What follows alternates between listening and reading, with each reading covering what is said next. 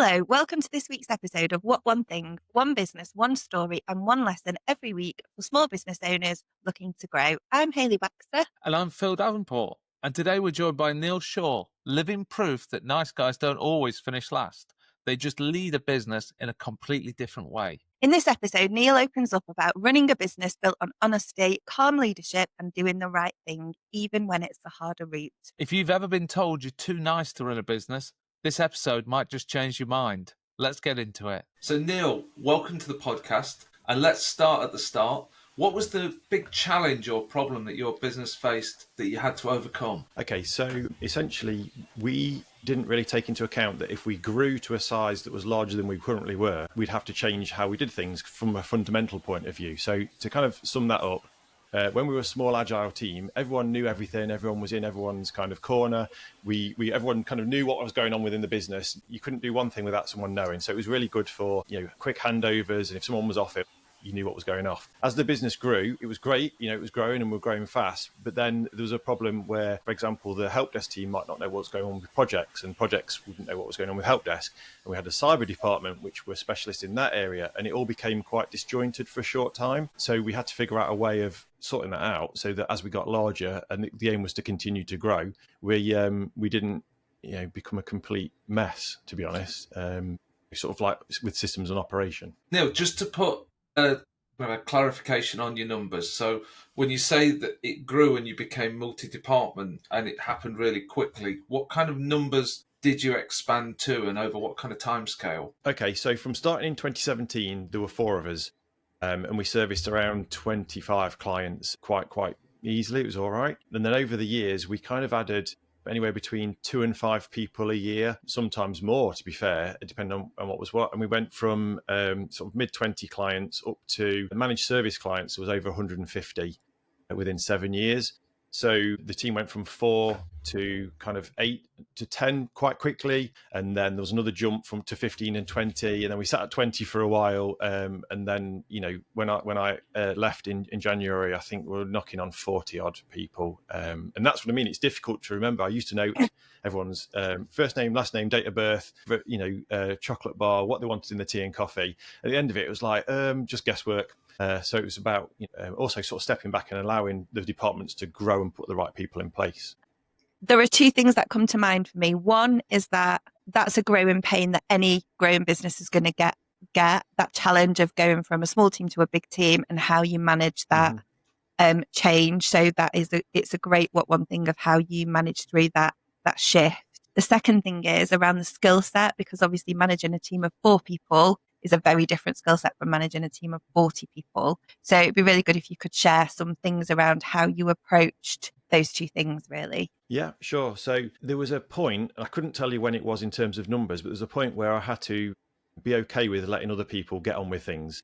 Not from a micromanaging point of view, but when you're a small business owner, you kind of know everything that's going off, especially as an IT owner, you know the tech side, the business side, you kind of flip between the two. And then at some point you go, I've done tech an awful long time. I'm enjoying the business side, so I need to hand it off. So we went through a process of trying to identify people early on in their careers with us that could potentially be a manager in whatever department would suit them the best. So we quickly enrolled 3 of our team who had been with us for a minimum of 2. One of the guys had been with us 4 years onto a management and leadership program with a separate third-party company that we brought in. We could do so much, but obviously we'd kind of fallen into being business owners. So we were techies that became business owners, and we were very mindful that we didn't want the bad stuff to rub off on those guys. Some of the stuff is okay, but not necessarily all the bad stuff. So we got someone in who did the Myers-Briggs test, get the cards. What does this look like? Is this a picture of a bat or an ink spot? Whatever.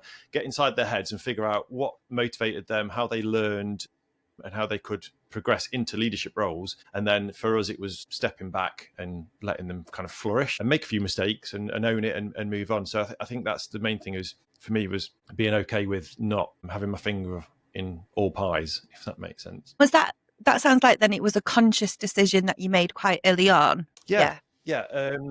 again, not planned as such. It was more of a realizing that the wheels might come off if we didn't change something, and then it was identifying what we needed to change. And I suppose we kind of were quick to find out, yeah, actually we need to start building out a leadership team. We were very mindful as well about not wanting to bring someone in externally potentially to manage the team, because we were small and there were some really good guys in the team. But as we grew, then we looked externally to fulfill new roles. Yeah, conscious decision, but I can't take any credit. It's sort of one of those days where you wake up and go, yeah, I've got to do something. And that sounds like a good idea. So let's crack on. I suppose the question that I'd ask is that you've identified that you want to kind of systemize your business, whatever kind of buzzword terminology you want to use around that. You've decided you want to put your staff through a pretty solid kind of management scheme. As the four of you, as the owners, did you then go through the management scheme yourselves, or did you pick a certain methodology that you were going to try and follow through? Did you recruit a coach? Because you've got this huge exponential growth, I imagine massively exciting times. Yeah. How did you grow yourselves with that? Absolute fluke and hopes and prayers, basically. Kind of, we were very fortunate that although Tim and myself, the original owners, were very technically minded, we also kind of managed to flip into a management role. And I'm not saying we were the best, but we always looked after our people. So it was kind of look after the people, concentrate on that, and then let them manage the individual departments. Obviously, you oversee the whole business, but on a day-to-day, it was kind of let them go on with it. So we did think about going on the, let's say, the training course, but we were doing all right. So I'd like to say it wasn't ego, but we were doing okay. So we kind of didn't bother, to be honest. And I think we would have done if we definitely saw some glaring problems with how we were doing things, but things were going well. We didn't have people leaving us. We had very low churn rate over the 7 years I was there. I think we had, 2 people, 3 people maybe resign out of the whole team. So yeah, so I think it wasn't broke, so don't fix it in that respect. That's incredible stats that you only had that many people leave in that period of time, isn't it? Yeah. Yeah, bribery, Amazon vouchers, anything to keep them going. But no, it's just the whole point of the business was we didn't focus on how much we could make by, increasing prices or what markup could you have on something. It was just do a good job. Just do a good job. And then obviously people know and trust you, and you build a good reputation, and the leads come in, and it was great. And we were always really focused on making sure that the work environment was a nice place to be. So you'd have a coffee machine with good coffee. You'd have, I can't say it's politically incorrect, but a Friday that had an F before the Friday.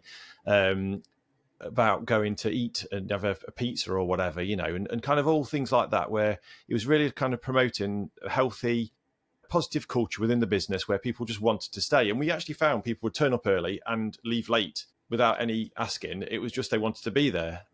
I didn't open the doors till 5:30, to be honest, but and keep them locked in. What drove you to approach it like that? Was that intentional? Is it just the way you are? Was it something that just happened along the way? Honestly, I just think the stars aligned. There wasn't really any plan. When we first started, we were quite happy just having a little business with, let's get to 10 people, let's get to this turnover, let's get to this amount of clients, and it'll be fine. And it just kind of kept going. And then we had a year of really good growth, a year of okay growth, another good year of growth. And it just went where it went, to be fair. So while I'd like to say there was a master plan, it wasn't that, we weren't that clever. It was just, we enjoyed what we were doing. It was going the right way, and we kept on keeping on. Essentially. I heard a great statement that was talking about the difference between the American and Japanese models of growing a business. And the American model was to promote, advertise, whereas the Japanese business was to make your business absolutely incredible. And then people would just come to your door. And it feels like you've somehow managed to get a kind of a Japanese feng shui to the business. Yeah. I did. Quite often I would do like an informal review. Obviously you do the yearly one or whatever, but like every quarter or every so often just pop and speak to people. And I remember early on saying, what would keep you here and what would make you want to leave? And they always said, as long as we stay as we are, we will never want to leave, because we just enjoy being here. And I think as well, having people from a leadership point of view that actually always had the back of the team. So if we dropped the ball, it was right, hand up, own it, explain how we're going to make it better, put systems and processes in place and explain that to the client and really be transparent about that. However, if the client was kicking off for no reason, I'd be the first person to go, give me the phone. I'm not having that. As we know, Phil, IT is generally a thankless task, and we're all evil, horrible people that can't fix things quick enough. But it was really important to make sure that the team always knew that no matter what happened, we had their back, and we would jump, into the fire to help them if there was a problem. And if they made a mistake, it wasn't a dressing down. It was a let's understand why and learn from it, and be better. That's a great. I love it. So to take us through then, what was the one big thing, the one major change that you did during this kind of, I think it is valid to say it's kind of exponential growth. You're going through a really good big growth phase. Yeah. What was the one thing that really helped you out or drove that forward? It's really difficult because there were so many one things, but I would say systems and processes with documentation. So kind of bundle those together because they all sit in under one sort of heading. So it was making sure that everything we did was documented really well, so that if anybody needed to pick it up from a different department, you didn't have to rely on person A being there.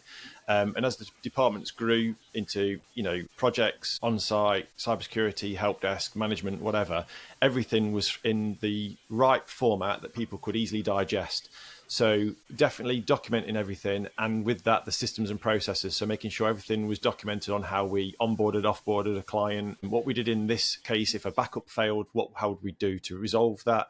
And really make it that we had a full handbook, like a playbook of everything we did, so that anybody could come into the business quite quickly and go, right, I'm in this department. These are the tasks I own. This is how I do things. This is how we do things, and just kind of proceduralize things without getting too sort of regimented, if that makes sense. So I think that the systems and operations, getting it all documented and putting processes in place, that would be the main one thing. When we were just having a little chat before we started recording, you talked around some of the challenges of departments not knowing what was going on in other departments, which again that's a growing pain of that situation. How did you overcome that, and what did you do to help? So regular meetings, essentially. Always, when we were smaller, we'd just get up, walk across the office. How's this going? Whatever, how's this project going? Has that been onboarded? Whatever, really kind of fluid conversations with no real structure to them or kind of routine. Then as we got larger, we would have a weekly projects meeting and a weekly cyber security meeting and a weekly management meeting. And all those would have some kind of overlap with other people in the departments. So we could go through even things like the numbers, we'd be quite transparent with the team.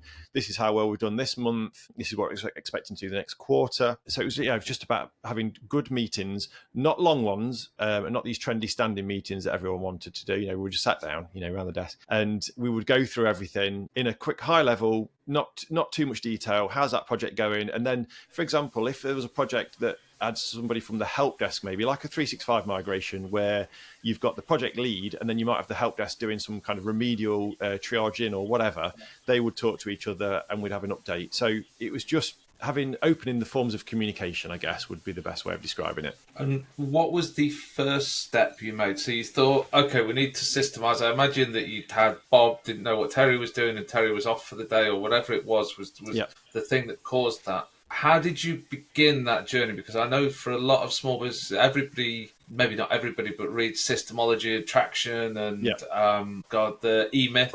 They're all thinking, okay, right, I want system.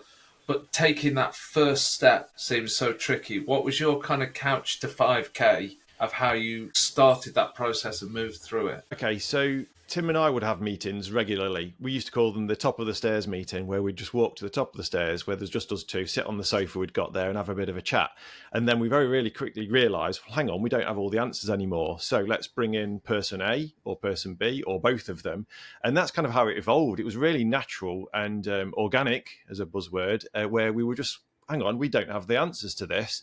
So we'd sit there, we'd get someone to come in with us, we'd have a chat, we'd send them off, and we'd go, right, okay, that's great. And then we realised, to be fair, there wasn't enough seating at the top of the stairs, so we took it downstairs to the meeting room, and that's when we formalised it and made it a bit more, kind of a bit more official, where, a Tuesday would be, let's say, projects meeting, a Thursday would be maybe the help desk meeting, and then we'd have a Friday catch up on where we are, celebrate the wins. We did like take snippets from things like traction. I think it's a great system. I don't think you need to implement all of it. Just the meetings, the transparency, celebrating the wins, that kind of thing, and really kind of promoting positivity and creativity, I guess, within the business. We very quickly, to sum up, I guess, we had one guy who was great except for he couldn't go on the phones. He just didn't really have the confidence on the phones. And some people very quickly might have literally got rid of him or thought, well, actually, he's not got a long-term future. But we took him from place A on the phones doing tech to actually doing back-end admin, and he became an absolute rock star. So again, it's just the communication within the team,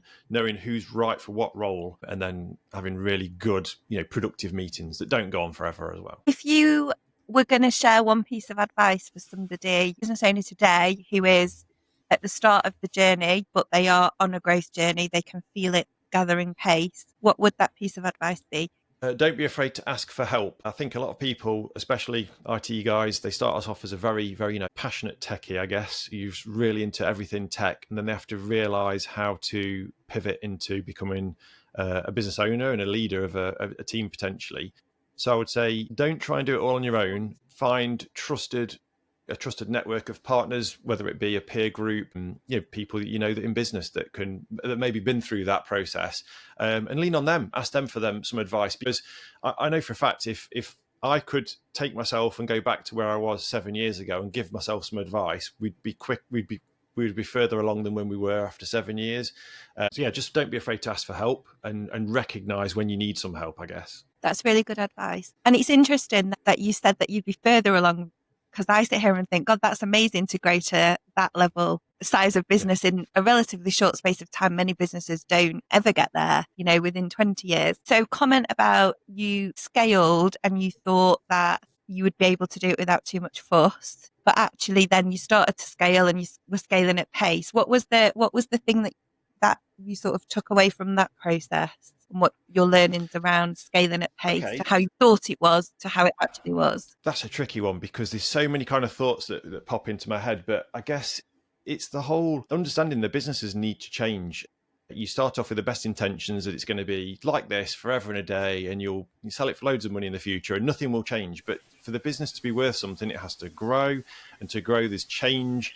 Change is not always good. It can be good, but it also can be bad, but then you have to turn it into something good, because essentially you don't want that hanging around if it isn't good. So it could be something I could talk about for days, if not weeks, but it's just realizing that you can't carry on the way you've always have. You've got to embrace change, and try and keep smiling, try and keep a positive attitude, because it does get tough. And when growth comes, it looks phenomenal, but then you realize you've got to spend more to actually support that growth. And then it's the whole challenge of scaling the team. A small agile IT company, for example, could make a really high net profit, but then when you need a dedicated account manager, you could see that as that's a massive cost to me, and it's not really doing anything. Well, it is. It's absolutely adding value. But then for a small business, their bottom line gets hit massively. So I think it's just knowing that change is going to come, and the business won't always look the same from day one to when you eventually either move on or you reach your goals. Absolutely love that. And Neil, who would you love to work with at the moment? Who is your ideal client, and how can they get in touch with you? Okay, so essentially what I'm doing at the moment is trying to give back as much as I can from what I've learned over the 7 years, and prior to that in my previous sort of IT guys, let's say. So I'd like to work with IT businesses that are either struggling to scale and not quite sure how to get there, or just want a bit of a sounding board. I'm quite happy just to sit down with people and go, answer questions. One thing a few of my clients have said is, you've always got an answer. I'm like, it might not be the right one, but I can generally the good ones I can back up with some evidence, but I can definitely tell you if it's a bad idea. I know all the bad ideas. So let's looking to work with IT business owners, or any business owners in general. I can kind of transfer the skills along, who just want kind of that, kind of shoulder to lean on when they need someone, when times get tough, or where they're looking to get the next steps are, and I can maybe help with that. So to contact me, it's just neil@mspclarity.co.uk, or find me on LinkedIn. Thank you so much for joining us, Neil. Thanks for having me on. Fantastic chat with Neil. And I've got to say, it was a struggle to get one thing from Neil, because he had so many really great actionable points. And he might actually be the first podcast guest where I think, okay, maybe we need to bring Neil back 2-3 times to get more on that. What was your biggest takeaway, Hayley? What an amazing guy. He's one of those people, I think, that says, I'm an ordinary person. What I've done, anybody can do. But actually, that's just not true. I don't know, the way his mind works, the way his approach to life, whatever it is, I don't really know. But he is one of those amazing people. I think that the whole theme running through that I took away from it was the just be a nice person, and just be a nice person, and that really comes back to you, and good service, go above and beyond. And I know he said lots of other things that absolutely are incredible and actionable and really useful to business owners, but for me that one thing really was that I can't swear on here. He was like, just be a nice person, wasn't he? Agree. And he took that to all elements of his business. So he had, okay, how can I be a nice person and also a fair person to my staff? How can I make the environment good for them? How can I be a good person and a fair person to my clients and make the environment good for them? And then he's managed to then leverage that, if you will do, for referrals and to get that engine up and running. And what phenomenal progress it made. And you can tell he's a very smart, very switched on, very charismatic man. But also, as you say, he feels like an ordinary person plus 10%. Yeah, I'd agree with that. And I think you're absolutely right. The other thing that was so incredible was the way to scale a business that fast, that big, and end up with a team like that and only have a small number of people actually resign during that time is absolutely incredible. I think it just goes to show how much of a culture that they must have created within that business and within that team for people to want to be there and to want to stay there. And that must have shone through it to their clients, because he also said that by the end, most of his new business was coming from referrals through his clients. Absolutely incredible. Yeah, and that's probably our what to thing, is to push your existing base and look to be referrals and be happy and outgoing, asking for those referrals. And do you know anybody who could benefit from this service? And I suppose our last couple of pods with both Rebecca and Neil have both been about providing that exceptional level of service and speaking to people at a board level and being a director speaking to a director as opposed to a salesperson speaking. Yeah, absolutely. And I think it's, how often do we say nowadays, when in this kind of subscription based everything online world that we live in, you just don't get good. It's very rare that you can pick up the phone, speak to somebody and actually get really good customer service. And I know that we've spoken about it before, that moving forward, the way AI is going and things are changing so rapidly, that is going to be the differentiator, what's going to make the difference. So I think on that note, thanks so much for joining us. We hope you found one thing to help move your business forward. And if you did, please do us a favour, share this episode with someone who's on the same journey, and we'll see you next time on What One Thing.